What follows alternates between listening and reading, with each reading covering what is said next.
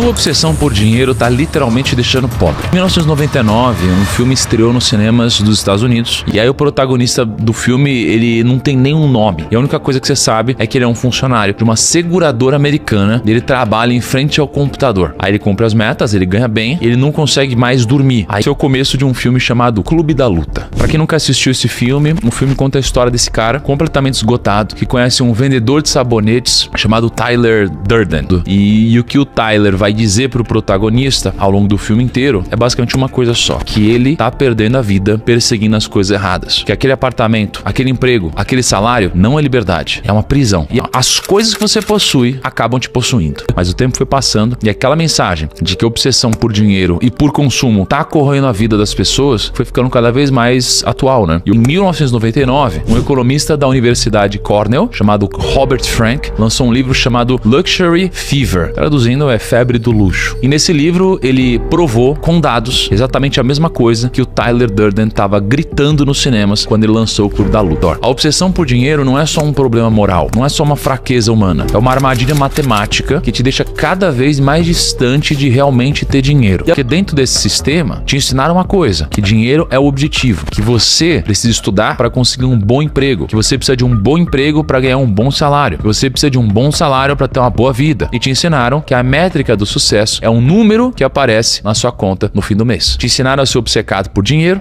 Não me entenda mal, né? O dinheiro ajuda absurdamente em milhares de coisas da vida. O que não te ensinaram é o que o Tyler Durden falou no filme do Clube da Luta: você não é seu trabalho, você não é o quanto tem no banco, você não é o carro que você dirige, você não é o conteúdo da sua carteira. O sistema te programou para acreditar exatamente no oposto: que você é o seu trabalho, que você é o quanto tem no banco, que você é o carro que dirige, que você é o conteúdo da sua carteira. E acredite se quiser, é justamente essa programação que te deixa pobre. Mas o fato de você estar pensando num problema financeiro deixa você tão prejudicado quanto se você tivesse virado à noite acordado, ou tão prejudicado quanto se tivesse bêbado. Agora pensa no que isso significa para a vida real. E o Tyler Durden, no Clube da Luta, fala isso de outro jeito: You are not your khakis. Ou seja, você não é a sua calça khaki. Mas o que esse estudo está provando é justamente que o sistema te programou para acreditar que você é a sua calça khaki, você é o seu salário, você é o saldo da sua conta. E sem ele, você sequer pensa direito. Essa obsessão não é só uma questão filosófica. Ela tá literalmente te deixando mais burro. E quanto mais burro você fica, piores decisões financeiras você toma. Os pesquisadores deram um nome para isso.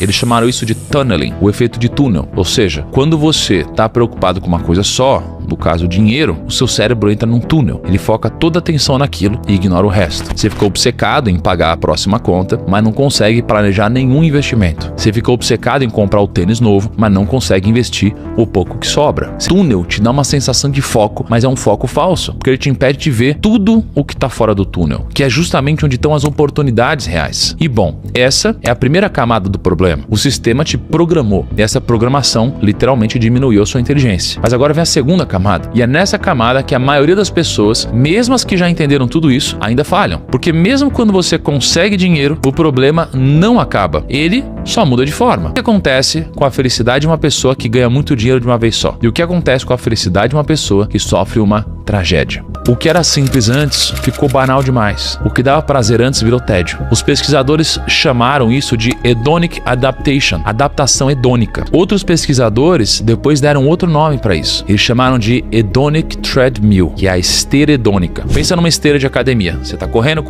mas você não sai do lugar. A esteira hedônica é parecida. Você ganha mais dinheiro, compra mais coisa, aumenta o padrão de vida, mas não fica mais feliz. Você precisa de cada vez mais para sentir a mesma satisfação que você sentia antes com menos. E de novo, o Tyler Durden parece estar olhando para essa história e rindo. Tem uma frase do filme que pode até ser talvez meio extremista, mas ela cabe perfeitamente aqui. Ele diz assim: rejeite as premissas básicas da civilização, especialmente a importância das posses materiais. Ganhar mais não me deixaria pelo menos um pouco mais feliz? E essa é uma pergunta justa, e cientificamente ela tem uma resposta. Qual seria então a resposta correta? E em 2023, esses pesquisadores fizeram uma coisa rara. Eles sentaram juntos para resolver a contradição. E os três publicaram um estudo novo chamado Income and Emotional Well-Being: A Conflict resolved. Renda e bem-estar emocional, um conflito resolvido. E o que eles descobriram juntos é muito legal. Eles descobriram que todo mundo estava certo e todo mundo estava errado ao mesmo tempo. Funciona assim. Para a maioria das pessoas, para cerca de 80% da população, a renda continua aumentando a felicidade infinitamente. Quanto mais eles ganham, mais felizes eles ficam. Só que para os 20% mais infelizes da população,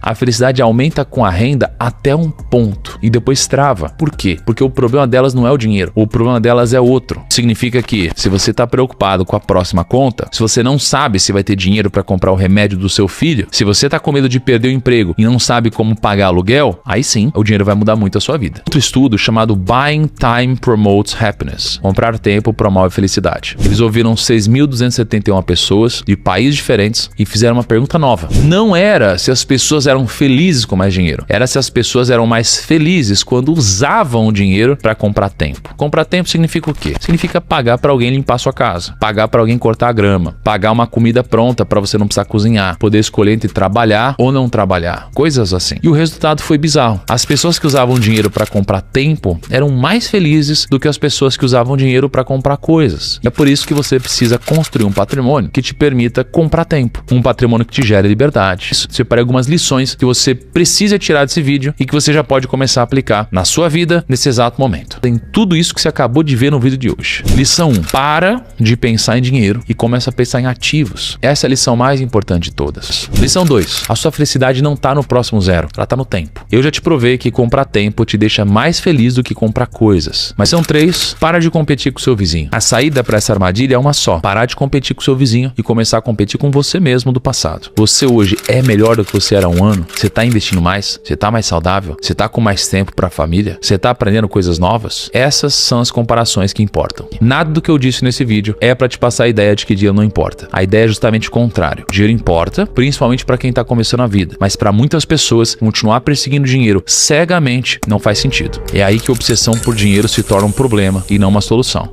Não é perseguir mais dinheiro, é colecionar ativos. Não é se comparar com o vizinho, é comparar com você mesmo do passado. Não é trabalhar mais só para comprar mais coisas, é trabalhar para comprar mais tempo. Não é acumular coisas, é ter o controle sobre o que realmente importa. No Clube da Luta eles dizem que as coisas que você possui acabam te possuindo. Não deixa que isso aqui se torne verdade absoluta também na sua vida.